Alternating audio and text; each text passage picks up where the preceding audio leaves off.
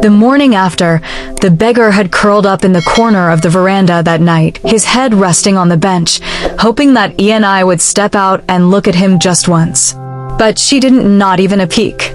So before the first rooster crowed, he quietly stood up, dusted himself off, and walked away, dragging his tired feet through the wet sand, his back bent like someone carrying a mountain. He didn't even look back.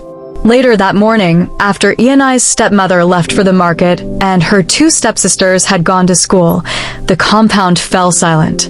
ENI, who had locked herself in her room, finally opened her door. Her face was pale, her eyes red from crying all night. Her lips were dry, and her hair scattered like she had been wrestling in her sleep. Slowly, she walked out like a ghost, her feet bare.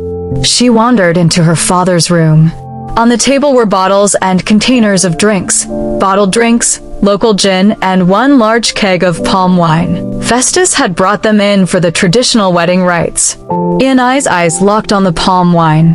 She walked toward it as if drawn by a force. She picked it up slowly, her hands shaking.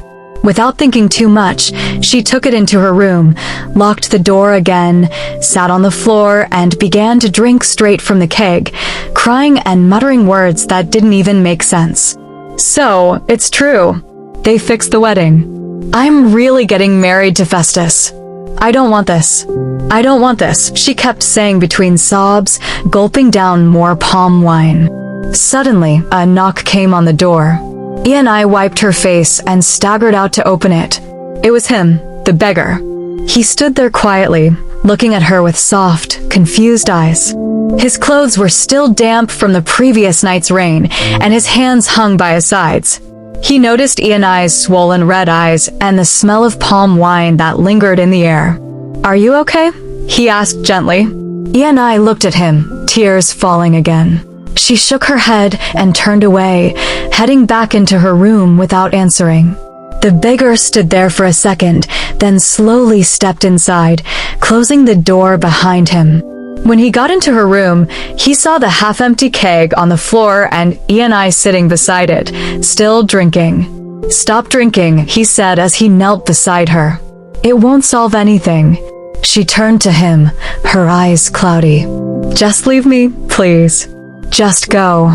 I don't want to see anybody." He reached for the keg, trying to take it from her. "You need to stop. This will only hurt you." "Leave it," she said, pulling it back. They struggled. In the middle of the struggle, ENI fell backward, and he tried to hold her from falling. His hand landed somewhere soft. They both froze, their eyes locked. Neither of them moved nor spoke. The room became silent. The air between them changed. He looked away first and gently let go of her. I'm sorry," he said quickly. ENI said nothing. She just looked at him, the tears in her eyes freshed again. Slowly, she lowered the keg, and for a moment, the silence spoke louder than words. "I didn't mean to," he whispered. "I know," ENI replied, but her voice was weak, like the last flicker of a dying candle. The beggar sat beside her for a moment, unsure of what to do. Then slowly, they lay down on the floor, close to each other. And it happened. Soon they were done, and he fell asleep. ENI sat there, staring at nothing, her heart full of a storm she couldn't name. When the beggar woke up, the sun was already high in the sky.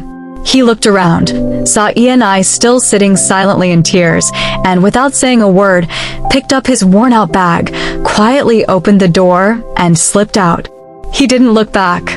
2 months later, ENI rushed out of her room, holding her stomach. She vomited by the side of the house, her body shaking, her face pale, and she was sweating even though the morning was cold. Her stepmother, who had just returned from the market, looked at her with wide eyes. "ENI, are you okay? What's wrong with you?" ENI wiped her mouth, breathing heavily. She couldn't speak. The younger stepsister peeked from behind the door. "She has been vomiting for days now. Even last week, she fainted in the kitchen and begged me not to tell you and Papa." "You fainted?" her stepmother shouted. "And you didn't tell me?" What is wrong with you, Ianai? Ianai looked at her, eyes full of fear and shame. She opened her mouth to speak, but her throat felt like it had cotton inside. Answer me. Are you sick? Ianai shook her head. Her hands went to her belly slowly. That's when her stepmother's eyes widened. No. Ianai, tell me. Are you? Tears rolled down Ianai's cheeks. She nodded slowly. Her stepmother staggered back, holding her head. Who? Who is responsible? Who touched you? Ianai didn't answer. Her stepmother screamed. Her 2 daughters came out from the house, shocked and confused. Is she pregnant? One of them asked. The other gasped. Is it Festus? Ianai shook her head. More tears came from her eyes. Her stepmother fell on the bench and slapped her thighs hard. This girl has brought shame to this house. Who did this to you? You will talk today. But Ianai just stood there shaking. She couldn't say it. She couldn't say it was the beggar. When Ianai's father arrived that evening, they couldn't wait to tell him what had happened. After much interrogation, Ianai finally revealed who impregnated her. It's the beggar, Papa, she said, falling on her knees in tears. Her stepsisters screamed in shock, including her stepmother and her father. I said it, that the 2 of them were going to get married, Ada said, laughing so hard. Very good. You must marry the beggar and leave this house, her stepmother spat. No, Mama. Please, I can't. Then who will take care of the baby you're carrying? You will both be going outside to beg for money or food after your delivery. Certainly not in this house, said her stepmother. And on hearing that, Ianai's hands flew to her own head while her stepsister stood there laughing. Her father stormed out of the house angrily in search of the beggar. He found him and dragged him by the hand to the house. Look what you've done to my daughter. Is that fair? Simply because she was being nice to you. Ianai's father barked. I will marry her, the beggar said slowly, with a smile. Immediately, Ianai's stepmother and her children burst into uncontrollable laughter. Please, I can't marry you, said Ianai in tears. You must, her stepmother said. Let Festus marry Amaka since you've chosen your own path. She added, You have brought shame upon me, Ianai. You must marry the beggar and leave my house. Can I be your flower girl? Ada teased. You can't, said the beggar with a smile. He snapped his fingers, and a very tall man in a black suit and black shades walked into the compound, carrying a suitcase. He opened the suitcase and brought out a very expensive robe and covered the beggar with it. Everyone gasped. What is happening? Ianai's father asked, mouth agape. Patience, sir. Give me a few minutes, replied the beggar, looking at Ianai with a smile. Ianai stood there in shock, still trying to process the whole event in her head. After a few minutes, expensive cars drove into the compound, and everyone in the car came before the beggar with a bow. And the family was still in shock. And then the beggar introduced himself as Prince Chikuma, son of the billionaire Chief Godwin Chikuma. The atmosphere in the compound shifted dramatically. The once mocking crowd now murmured in astonishment, their eyes wide with disbelief. Ianai stood frozen, her mind racing to comprehend the transformation of the man she had come to know. The ragged beggar who had sought her kindness was now a regal figure, adorned in opulent attire that shimmered in the sunlight. His eyes, however, remained the same, filled with warmth and sincerity. Breaking the silence, Prince Chikuma addressed the gathering, his voice resonant and commanding attention. For months, I wandered these streets in disguise, seeking someone who would look beyond appearances and offer genuine compassion. In Ianai, I found that rare soul. He turned to Ianai, his expression softening. Your kindness was a beacon during my search. You treated me with dignity when others dismissed me. It is that heart I wish to honor and cherish. Ianai's father, still seated on the bench, rubbed his temples, attempting to process the whirlwind of events. Sir, he began hesitantly. I had no idea.